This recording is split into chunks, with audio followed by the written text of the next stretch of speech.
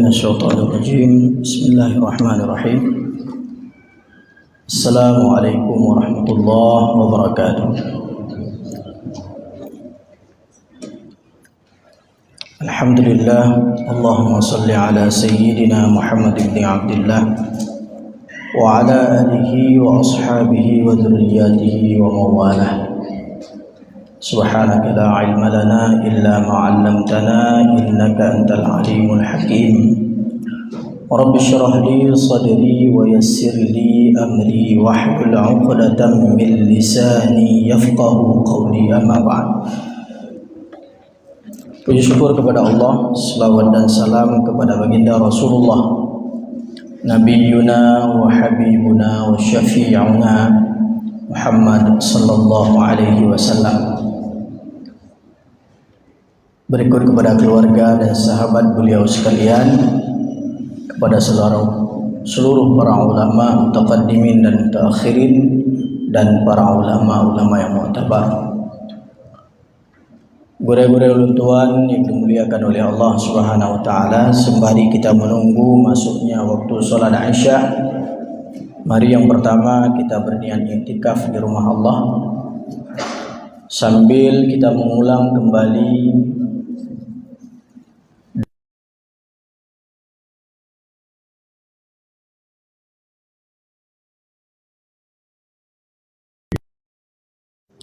perayaan ini sesuai dengan firman Allah, wa rahmatihi falyafrahu huwa khairum mimma yajma'un. Katakanlah wahai Muhammad,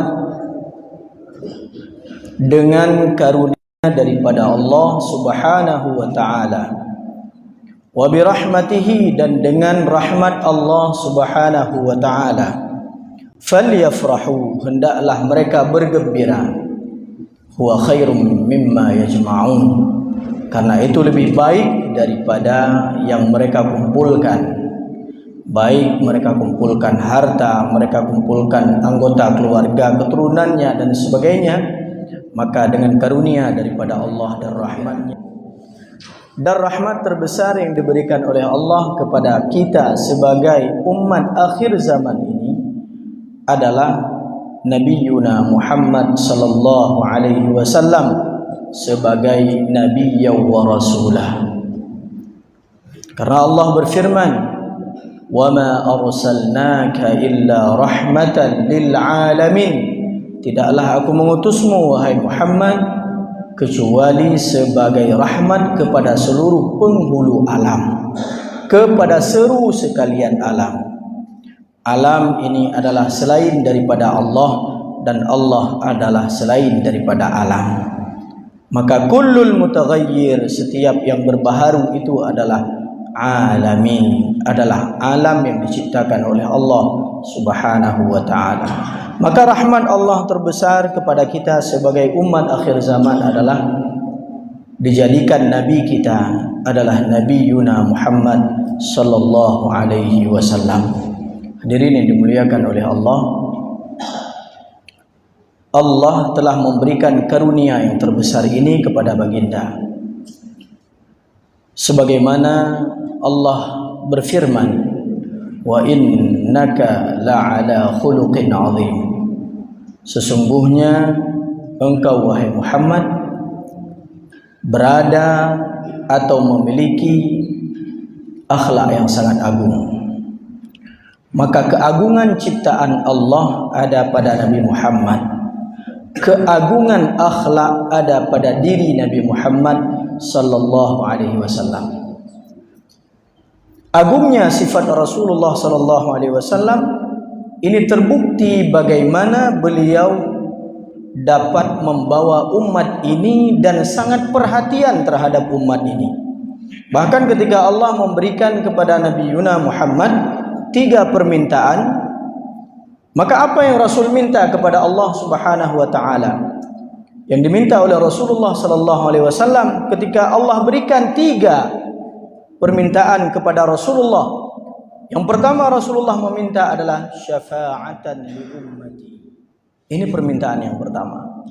Lalu Allah berikan yang kedua. Lalu Rasulullah menjawab hal yang sama, syafa'atan li ummati. Aku ingin memberikan syafaat kepada umatku.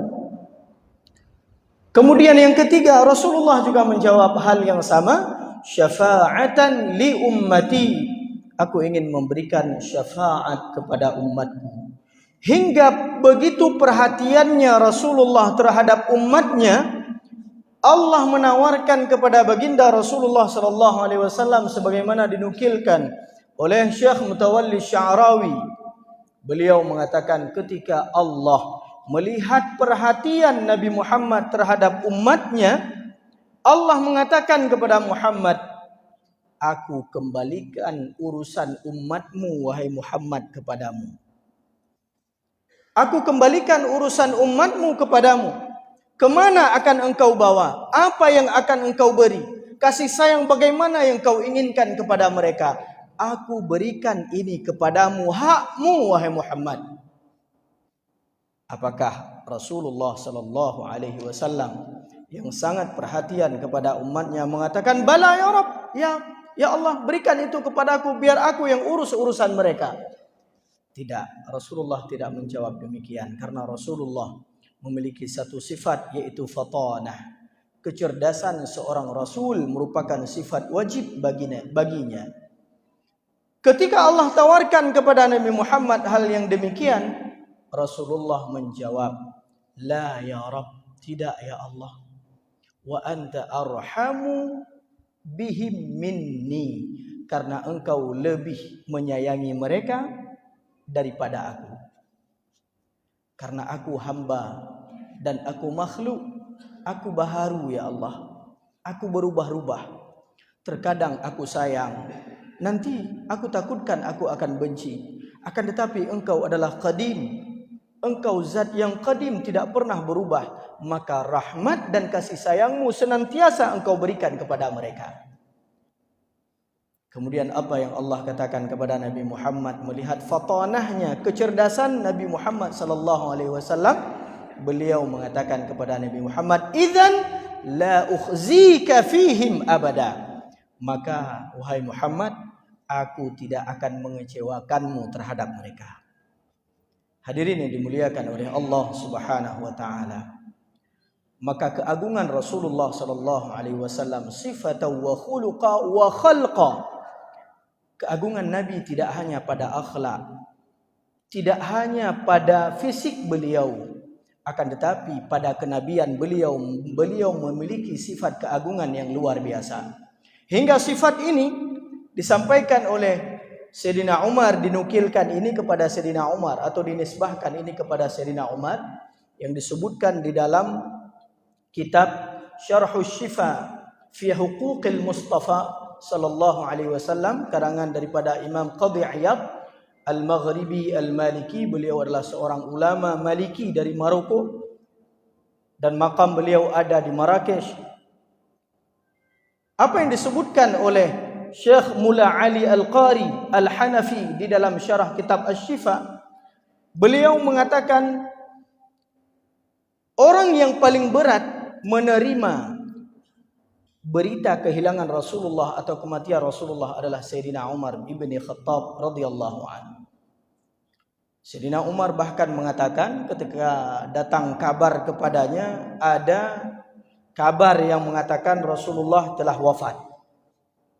Sontak beliau berdiri dari tempatnya, beliau keluarkan pedang dari sarungnya mengatakan, "Man qala Muhammadan qad mata." Barang siapa yang mengatakan Muhammad telah mati, sa'adribanna unuqahu, benar-benar aku akan memutuskan lehernya dengan pedang ini. Kemudian saking risaunya Sayyidina Umar ibn Khattab, beliau lalu mendatangi para jamaah, sahabat-sahabat Rasulullah yang sudah berkumpul di dalam Masjid Nabawi. Mereka gusar mendengar kabar berita ini. Sedangkan Sayyidina Abu Bakar berada di dalam kamar Rasulullah sallallahu alaihi wasallam bersama dengan Sayyidatuna Aisyah. Kemudian Sayyidina Umar di dalam sikapnya tersebut tidak menerima, bahkan beliau mengatakan, tidak, sama sekali Rasulullah tidak wafat, akan tetapi dia diangkat sebagaimana saudaranya Isa bin Maryam diangkat oleh Allah ke langit. Kemudian hal ini didengar oleh Sayyidina Abu Bakar. Abu Bakar pun keluar daripada kamar Rasulullah sallallahu alaihi wasallam. Lalu mengatakan kepada Sayyidina Umar, "Ya Umar, ihda." Tenang wahai Umar, tenang. Duduklah wahai Umar. Lalu beliau membacakan ayat, "Wa ma Muhammadun illa rasulun qad khalat min qablihi ar-rusul. Afa imma ta'aw qutilan qalabtum ala a'qabikum. Wa man yanqalib ala 'aqibaihi falan yadurra Allah syai'a." Muhammad itu tidaklah seorang rasul sebagaimana rasul-rasul yang diutus sebelumnya. Afa immata, apakah ketika Muhammad itu telah mati, telah wafat, au qutila, atau dia terbunuh, in qalabtum ala aqabikum, maka kalian itu akan kembali kepada agama dan kepercayaan kalian terhadap berhala-berhala dan agama nenek moyang kalian. Dan barang siapa yang berpaling terhadap agama mereka sebelumnya, maka ini tidak akan memberikan kemudaratan sekalipun kepada Allah Subhanahu wa taala.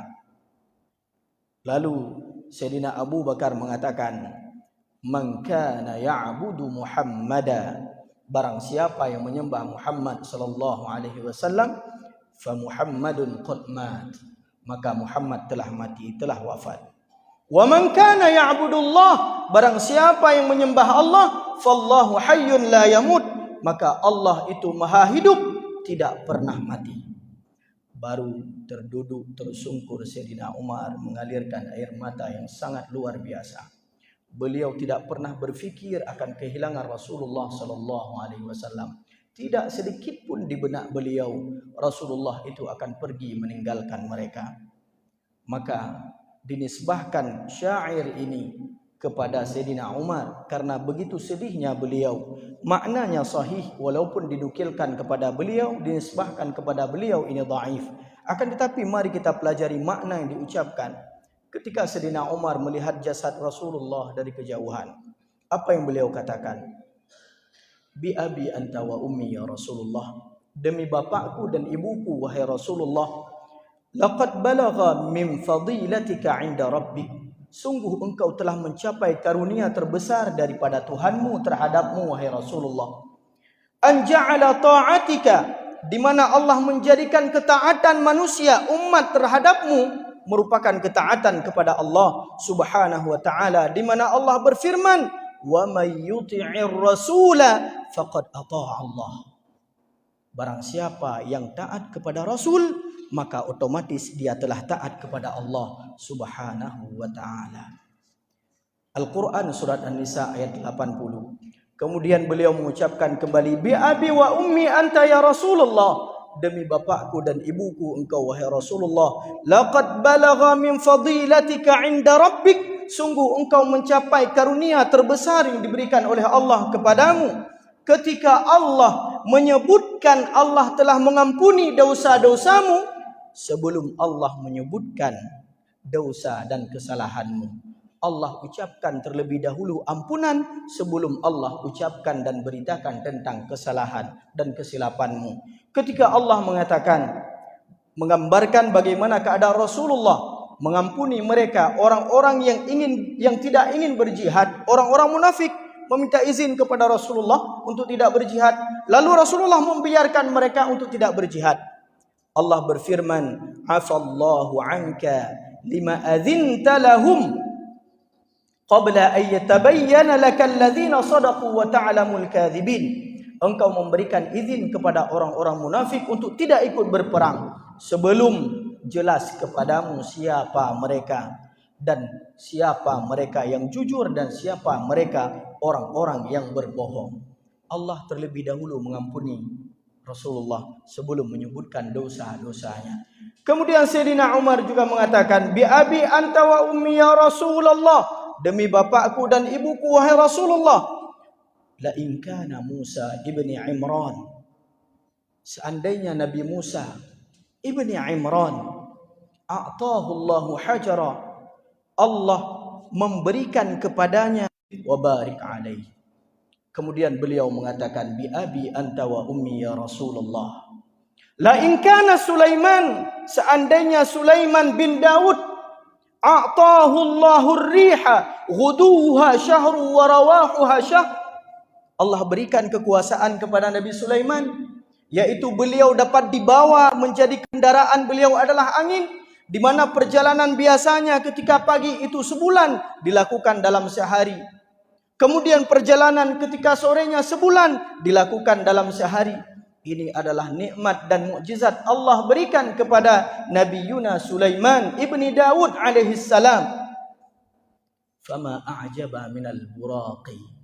Maka kata Sayyidina Umar, lebih takjub lagi dengan buraq, di mana Allah perjalankan engkau dari Masjidil Haram ke Masjidil Aqsa. Kemudian engkau naik ke langit ketujuh dan engkau turun di malam yang sama dan engkau solat subuh berjamaah dengan badanmu yang sangat letih. Allahumma salli wa sallim wa barik alaihi. Hadirin yang dimuliakan oleh Allah Subhanahu wa taala. Kemudian beliau mengatakan kembali, bi abi anta wa ummi ya Rasulullah, la in kana Isa bin Maryam, seandainya Isa anak Maryam Allah berikan kepadanya sebuah mukjizat dapat menghidupkan orang mati. Beliau menghidupkan Sam bin Nuh ketika ingin membuktikan kepada Bani Israel tentang mukjizat yang diberikan kepada Nabi Isa, dan beliau adalah seorang nabi dan rasul. Allah berikan mukjizat dengan izin Allah. Nabi Isa dapat menghidupkan Sam bin Nuh dari kuburnya setelah dikebumikan 4.000 tahun. Begitu dibangkitkan Sam bin Nuh, lalu beliau berbicara dengan Sam bin Nuh, anak Nabi Nuh yang beriman kepada Allah, saudaranya Kan'an yang dimusnahkan dan ditenggelamkan oleh Allah di dalam banjir bandang yang sangat luar biasa. Kemudian dikatakan, kenapa rambutmu putih wahai Sam? Kemudian Sam bin Nuh menjawab, subhanallah, sesungguhnya badanku ini masih hangat ketika ruhku dicabut oleh Allah Subhanahu wa taala. Coba lihat, 4.000 tahun badan beliau masih hangat, merasakan ruh itu keluar daripada jasadnya. Dan ketika engkau memanggilku, aku memikirkan bahwa ini adalah yaumil mahsyar. Saking takut, sedangkan kepadamu seekor kambing. Kemudian kambing itu akan engkau makan. Dan dia mengatakan kepadamu, ya Muhammad, la ta'kulni fa inni masmumah. Wahai Muhammad, jangan kau makan aku, sesungguhnya aku telah diracun. Siapa yang mengatakan? Kambing yang akan dimakan oleh Rasulullah sallallahu alaihi wasallam. Bi abi anta wa ummi ya Rasulullah, demi bapakku dan ibuku wahai Rasulullah. Laqad da'a Nuh ala qaumih, Nuh telah berdoa atas kaumnya. Ketika beliau berdakwah dengan sungguh kelelahan beliau, lalu beliau berdoa dan kecewa terhadap kaum orang-orang yang tidak mau beriman kepada beliau. Apa doa beliau? Rabbi la tadhar 'alal kafirina 'alal ardi lil kafirina dayyara. Innaka in tadharhum yudillu 'ibadaka wa la yalidu illa fajiran kaffara. Ya Allah, jangan engkau sisakan daripada orang-orang kafir di atas muka bumi ini. Seandainya engkau membiarkan mereka hidup, maka mereka tidak melahirkan kecuali orang-orang yang kafir dan fajir, orang-orang yang bermaksiat kepadamu. Lau da'auta alaina lahalakna, seandainya engkau juga berdoa sebagaimana hal tersebut ya Rasulullah, sungguh kami akan musnah, sungguh tidak ada orang lagi yang akan berada di atas muka bumi ini. Akan tetapi ketika wajahmu itu bercucuran darah, kakimu itu bercucuran darah, badanmu itu bercucuran darah, ketika di dalam perang Uhud engkau menahan darah agar tidak jatuh ke tanah, ditanyakan oleh sahabat, ya Rasulullah, kenapa engkau menahan darah di atas badanmu, biarlah dia mengalir di atas tanah. Apa yang dikatakan oleh Rasulullah? Malaikat penjaga gunung ini mengatakan, seandainya satu tetes darah jatuh di atas tanah darahmu wahai Muhammad, sungguh aku akan membumi hanguskan mereka semua. Aku tidak ingin malaikat itu menghancurkan mereka. Allahumma hdihim fa innahum la ya'lamun. Ya Allah, berikan petunjuk kepada kaumku, sesungguhnya mereka tidak mengetahui. Allahumma salli wa sallim wa barik alaihi. Bi abi anta wa ummi ya Rasulullah, demi bapakku dan ibuku engkau wahai Rasulullah. laqad ittaba'aka fi qillatin minaz sinin. Sungguh orang yang mengikutimu dari masa dakwahmu yang sangat singkat, wa qasri umrik, dan usiamu yang sangat pendek, hanya sekitar 63 tahun usiamu, dan dakwahmu hanya 23 tahun. Akan tetapi malam yattabi' Nuhan fi kathratin wa tuli umri, di mana Nuh tidak diikuti atas panjangnya usia Nabi Nuh dan lamanya masa dakwah Nabi Nuh alaihi salam. Falaqad amana bika al-katsir wa ma amana ma'ahu illa qalil. Sedangkan yang beriman kepadamu sungguh sangat ramai, dan yang beriman kepada Nuh hanya sedikit. Ketika Allah berfirman di dalam Al-Quran, "Idza jaa nasrullahi wal fath." Ketika datang pertolongan Allah dan pembebasan. "Wa ra'aitan nasa yadkhuluna fi dinillahi afwaja." Engkau melihat bagaimana manusia itu masuk ke dalam agama Islam secara berbondong-bondong. Maka ini adalah salah satu karunia Allah kepada Rasulullah sallallahu alaihi wasallam. Bi abi anta wa ummi ya Rasulullah, demi bapakku dan ibuku wahai Rasulullah sallallahu alaihi wasallam, law lam tujalis illa kuf'an laka ma jalastana, walau lam tuwakil illa kuf'an laka ma wakaltana, walau lam tatazawwaj ilaina illa kufwan laka ma tazawwajta ilaina. Ya Rasulullah, seandainya engkau tidak akan duduk kecuali karena posisimu di sisi Allah itu sangat tinggi, engkau tidak akan duduk kecuali orang yang sekufu denganmu, setara denganmu, maka engkau tidak akan duduk dengan kami. Seandainya engkau tidak mewakilkan sesuatu kecuali yang sekufu, setara denganmu, sungguh engkau tidak akan mewakilkan sesuatu kepada kami. Seandainya engkau tidak akan menikah dengan perempuan-perempuan kecuali yang sekufu denganmu, sungguh engkau tidak akan menikah dengan perempuan-perempuan anak-anak kami. Walakin jalastana wa wakaltana wa tazawwajta ilaina. Akan tetapi engkau duduk bersama kami, bersenda gurau dengan kami. Engkau juga meletakkan makananmu di atas tanah. Engkau membuktikan ketawaduanmu terhadap Allah Subhanahu wa ta'ala. Ya Rasulullah, bi abi anta wa ummi ya Rasulullah, sesungguhnya akhlakmu sangatlah agung, di mana perpisahan denganmu adalah perpisahan yang sangat besar. Perpisahan denganmu adalah perpisahan yang tidak pernah terbayangkan oleh mata. Maka pada saat itu bercucuran air mata daripada Sayyidina Umar ibn Khattab radhiyallahu anhu. Bukan hanya Sayyidina Umar yang menangis kehilangan Rasulullah sallallahu alaihi wasallam. Sangat banyak sahabat yang merasakan kehilangan Rasulullah, bahkan kita sebagai orang-orang yang dikatakan oleh Rasulullah, "Aku merindukan saudara-saudaraku," kata beliau kepada Sayyidina Abu Bakar As-Siddiq. Lalu Sayyidina Abu Bakar mengatakan, "Ya Rasulullah, alasna min ikhwanika? Bukankah kami adalah saudara-saudaramu?" Rasulullah menjawab, "La bal antum ashabi." Tidak, kalian itu adalah sahabat-sahabatku. Lalu siapa saudara-saudaramu ya Rasulullah? Saudara-saudaraku adalah yang akan datang setelah kalian, di mana mereka beriman kepadaku dan mereka tidak melihatku. Hadirin yang dimuliakan oleh Allah, jangankan kita manusia merindukan Rasulullah, sebatang pohon kurma al-jizi', yang dimana Rasulullah senantiasa ketika berkhutbah, beliau senantiasa bersandar di atas pokok batang tersebut. Akan tetapi datang seorang perempuan menawarkan kepada Rasulullah, "Ya Rasulullah, tidakkah aku membuatkan mimbar kepadamu karena jamaah ini sudah semakin ramai?" Rasulullah, "Idza syi'ti," silahkan apabila engkau menghendaki. Dibuatlah mimbar kepada Rasulullah sallallahu alaihi wasallam. Dalam satu riwayat, mimbar itu ada 3 anak tangga. Sebagaimana mimbar ini, 3 anak tangga. Kemudian Rasulullah pada hari itu ingin berkhutbah. Beliau naik di atas tangga yang pertama. Beliau mendengar tangisan yang sangat luar biasa. Lalu semua sahabat heran. Suara apa ini? Siapa yang menangis? Bagai seorang bayi yang tidak diberikan air ASI oleh ibunya, dia merengek luar biasa. Suaranya sangat melengking sehingga Rasulullah datang. Beliau turun daripada mimbar. Beliau datangi pokok kurma tersebut. Ya, kita ketahui tiang-tiang Masjid Nabawi pada awal dibangun itu adalah batang kurma sebagai tiangnya. Kemudian Rasulullah menepuk gegusu bak kurma yang gegusu oleh Rasulullah. Kemudian tiba-tiba dia diam. Lalu sahabat bertanya, "Ya Rasulullah, apakah pohon ini yang menangis?" "Benar wahai sahabatku."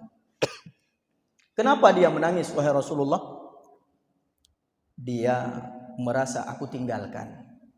Karena biasanya aku bersandar di atas batang kurma tersebut. Tiba-tiba karena sudah dibuatkan mimbar, maka aku merasa meninggalkannya." Kemudian dia menangis. "Lalu kenapa dia diam? Seolah-olah engkau berbisik sesuatu kepadanya." Kemudian Rasulullah mengatakan, "Aku memberikan kepadanya dua pilihan. Yang pertama, silahkan engkau diam dan aku berikan dua pilihan kepadamu. Yang pertama, aku doakan agar engkau hidup selama-lamanya di dunia. Atau pilihan yang kedua, engkau diam dan engkau akan tumbuh berada bersamaku di dalam surga kelak." Lalu dia memilih pilihan yang kedua. Subhanallah. Kalau seandainya batang kurma saja rindu kepada Rasulullah sallallahu alaihi wasallam, bagaimana dengan kita? Thauban maula Rasulullah sallallahu alaihi wasallam yang merupakan pembantu Rasulullah, yang sebelumnya dia adalah seorang budak yang dimerdekakan oleh Rasulullah. Budak ini terjadi, Thauban ini ya menjadi budak ketika peperangan dahulu masa jahiliyah. Dia berasal dari Yaman.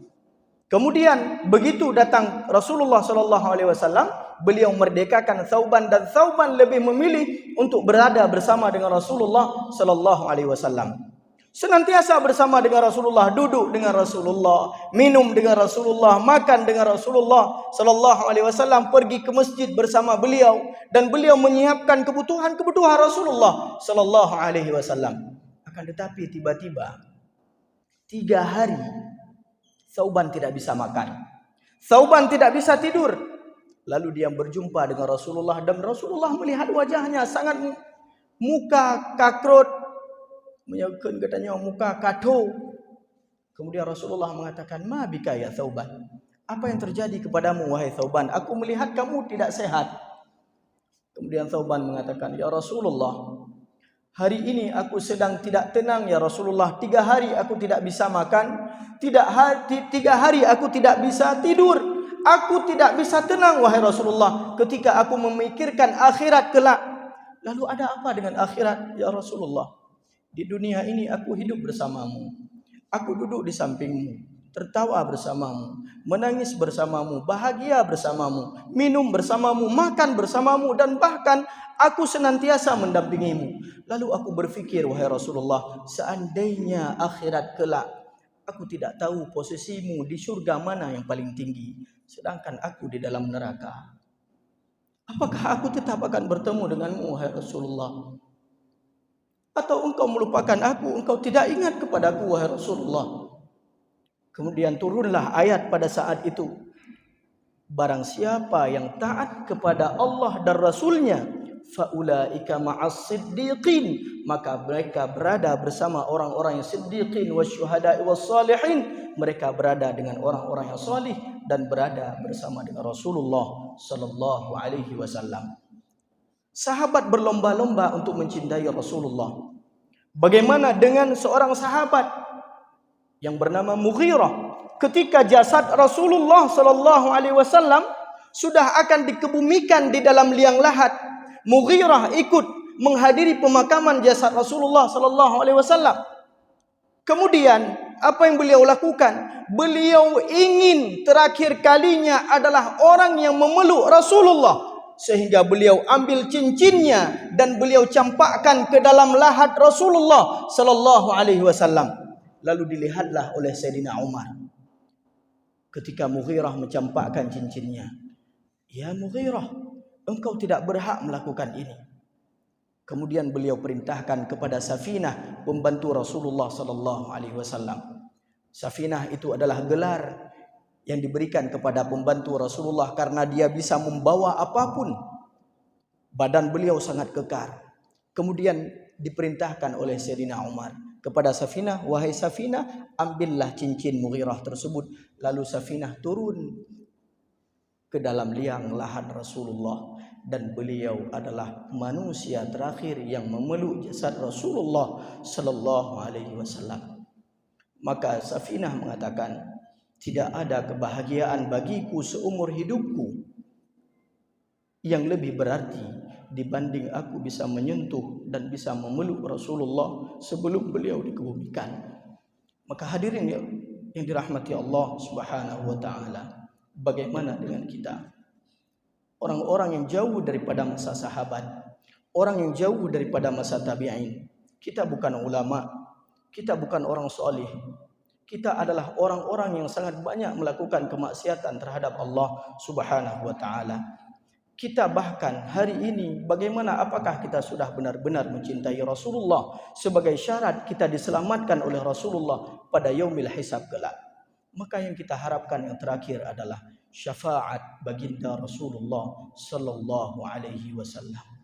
Maka ini adalah hal yang paling kita tunggu-tunggu.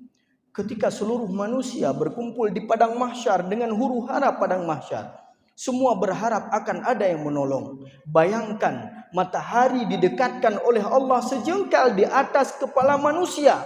Bahkan Sam bin Nuh saja, beliau saking takutnya yaumil mahsyar, padahal itu yang memanggil beliau adalah Isa ibni Maryam. Rambut beliau yang sebelumnya hitam tiba-tiba memutih semuanya. Lalu beliau mengatakan, aku begitu takut. Apakah ini tiupan sangkakala daripada malaikat Israfil bahwasanya yaumil mahsyar ini sudah dimulai? Bagaimana dengan kita hadirin yang dimuliakan oleh Allah? Lalu kita di dalam keadaan huru hara. Maka Rasulullah sallallahu alaihi wasallam dalam hadis syafaat yang sangat panjang, hadis yang sangat panjang, hadis qudsi, bagaimana syafaat Rasulullah sallallahu alaihi wasallam diberikan ketika beliau dihidangkan. Hadis ini diriwayatkan oleh beberapa sahabat dan sangat banyak yang meriwayatkannya. Salah satunya adalah Abu Hurairah radhiyallahu anhu. Ketika Rasulullah sedang makan di dalam sebuah hidangan, lalu beliau menceritakan tentang yaumil mahsyar. Ada sayyidun nas, kata beliau, saya adalah penghulunya manusia. Sayyidul awwalina wal akhirin, adalah penghulu daripada manusia yang pertama sampai akhir zaman sebelum kiamat. Lalu manusia berbondong-bondong, mereka berkumpul di padang mahsyar dalam haru-hara yang sangat luar biasa. Mereka datang kepada Nabi Adam. Mereka meminta kepada Nabi Adam agar membantu mereka, memberikan syafaat kepada mereka. Lalu Nabi Adam mengatakan, nafsi, nafsi, saya tidak dapat membantu kalian. Kemudian datang kepada Nabi Nuh, hal yang sama mereka alami.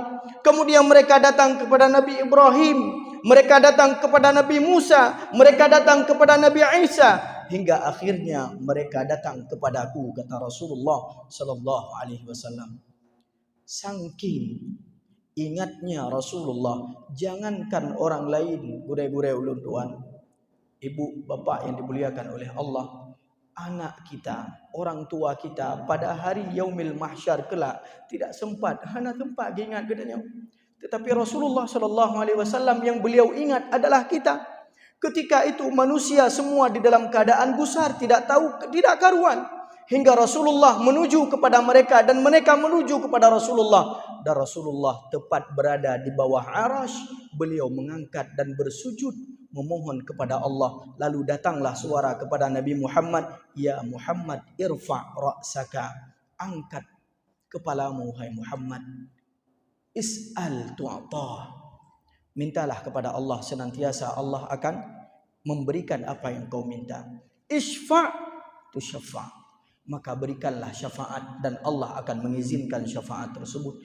Lalu Rasulullah sallallahu alaihi wasallam dalam hadis yang panjang tersebut, beliau bolak-balik keliling, beliau bolak-balik dari syurga ke neraka, beliau mengambil manusia hingga neraka pada saat itu padam, tidak ingin uap itu membakar Rasulullah sallallahu alaihi wasallam, dan beliau mengatakan hingga manusia yang terakhir yang dikeluarkan oleh Rasulullah dari neraka adalah mereka yang mengatakan la ilaha illallah, dan mereka hanya memiliki kebajikan, memiliki amalan kebaikan hanya seberat biji sawi.